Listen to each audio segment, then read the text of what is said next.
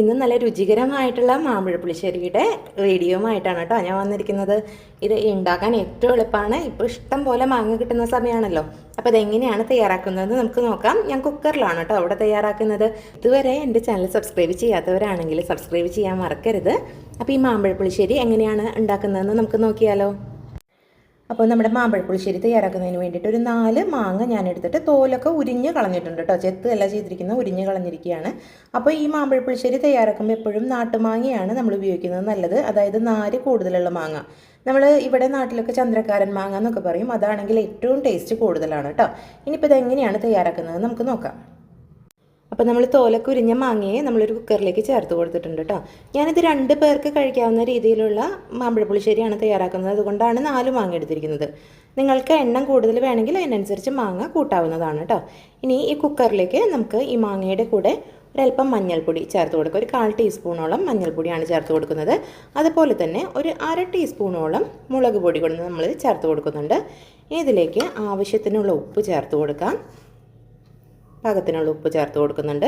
ഇനി നമ്മളിതിലേക്ക് ചേർക്കുന്നത് കുറച്ചധികം ശർക്കരയാണ് കേട്ടോ. അത് ഒരു വലിയ ടീസ്പൂണോളം ശർക്കര ഞാൻ ചേർത്ത് കൊടുക്കുന്നുണ്ട്. ഞാനിവിടെ ശർക്കര പൊടിയാണ് ചേർത്തിരിക്കുന്നത്. നിങ്ങളുടെ കയ്യിൽ മുഴുവൻ ശർക്കര ഉണ്ടെങ്കിൽ ഒരച്ച് ശർക്കര നമുക്കിതിലേക്ക് ചേർത്ത് കൊടുക്കാം. ഇനി ഇതിലേക്ക് നമുക്ക് പാകത്തിനുള്ള വെള്ളം, അതായത് ഒരുപാട് വെള്ളമല്ല, മാങ്ങ ഒന്ന് വെന്ത് വരുന്നതിന് ആവശ്യമായിട്ടുള്ള വെള്ളം കൂടി നമുക്കിതിലേക്ക് ചേർത്ത് കൊടുക്കാം.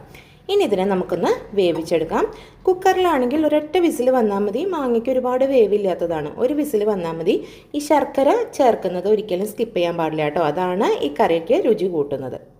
അപ്പോൾ നമ്മുടെ മാങ്ങയൊക്കെ വെന്ത് വരുന്ന സമയം കൊണ്ട് നമുക്ക് ഒരു മിക്സിയുടെ ജാറിലേക്ക് ഒരു കൈപ്പിടിയോളം നാളികേരം ചേർത്ത് കൊടുത്തിട്ടുണ്ട്. ഇനി ഇതിലേക്ക് നമ്മൾ ചേർക്കുന്നത് നാടൻ മുളകാണ്. നമ്മുടെ വീട്ടിലുണ്ടാവുന്ന മുളകാണ് കേട്ടോ.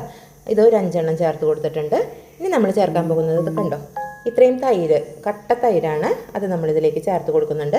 അതിൻ്റെ ഒപ്പം തന്നെ നമ്മളിതിലേക്ക് ഒരല്പം ജീരകം, ഒരു 1/4 ടീസ്പൂണോളം ജീരകം കൂടി ചേർത്തിട്ട് ഇതിന് നന്നായിട്ടൊന്ന് നമുക്ക് അരച്ചെടുക്കാം. അപ്പം നമ്മുടെ നാളികേരമൊക്കെ നന്നായിട്ട് അരച്ചെടുത്തിട്ടുണ്ട് കേട്ടോ. ഇനി നമുക്കിത് കറിയിലേക്ക് ചേർത്ത് കൊടുക്കാം. നമ്മുടെ മാങ്ങയൊക്കെ വെന്ത് വന്നിട്ടുണ്ട്. ഇത് നമ്മുടെ മാങ്ങയൊക്കെ വെന്ത് വന്നിട്ടുണ്ട്. വെള്ളമൊക്കെ ഏകദേശം ഈ ഒരു ഇതിൽ വേണം കേട്ടോ വെള്ളം വെക്കാൻ വേണ്ടിയിട്ട്. കാരണം നമുക്ക് കറിയിലേക്ക് ഒരുപാട് വെള്ളത്തിൻ്റെ ആവശ്യമില്ല. ഇനി ഈ സമയത്ത് നമുക്കിതിലേക്ക് അരപ്പ് ചേർത്ത് കൊടുക്കാം.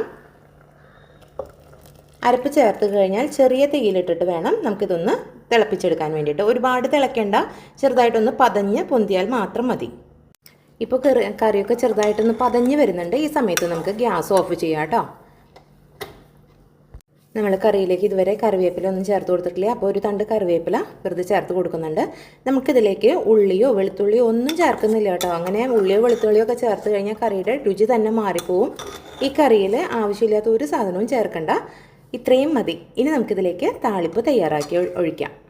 താളിപ്പ് തയ്യാറാക്കുന്നതിന് വേണ്ടി ഒരു ചട്ടി അടുപ്പത്തേക്ക് വെച്ച് കൊടുത്തിട്ടുണ്ട്. അതിലേക്ക് ഒരു കഷ്ണം ബട്ടറാണ് ഞാൻ ചേർത്ത് കൊടുക്കുന്നത് കേട്ടോ. നെയ്യിൽ കടുക് താളിക്കുകയാണെങ്കിൽ അത് ഏറ്റവും നല്ലതാണ്. നെയ്യില്ലെങ്കിൽ ബട്ടറിലാണെങ്കിലും ചെയ്യാം.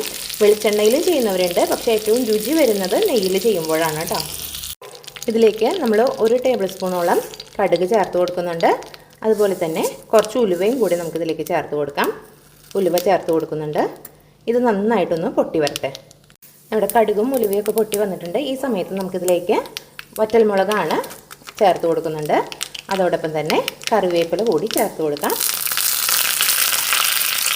ഇതെല്ലാം കൂടി ഒന്ന് ചൂടായി വരുന്ന സമയത്ത് നമുക്ക് ഗ്യാസ് ഓഫ് ചെയ്ത് താളിപ്പ് കറിയിലേക്ക് ചേർത്ത് കൊടുക്കാം. കറിയിലേക്ക് താളിപ്പ് ചേർത്ത് കൊടുക്കാം. അതിന് ശേഷം കറി ഒന്ന് മൂടി വെക്കാം കേട്ടോ. ഒരു 5 മിനിറ്റ് കഴിഞ്ഞിട്ട് ഇതൊന്ന് ഇളക്കി കൊടുക്കാം. ഇപ്പോൾ ഏകദേശം ഒരു 5 മിനിറ്റ് കഴിഞ്ഞിട്ടുണ്ട്. നമുക്ക് കറി ഒന്ന് തുറന്ന് നോക്കാം. കണ്ടോ, നല്ല അടിപൊളി മാമ്പഴ പുളിശ്ശേരി റെഡിയാണ് കേട്ടോ. ഇതൊന്ന് കറിയിൽ ചോറിൽ ചേർത്ത് കഴിച്ചാലുണ്ടല്ലോ സ്വർഗ്ഗമാണ് മക്കളെ. ഇപ്പോൾ ഇഷ്ടം പോലെ മാങ്ങ കിട്ടുന്ന സമയമാണ്.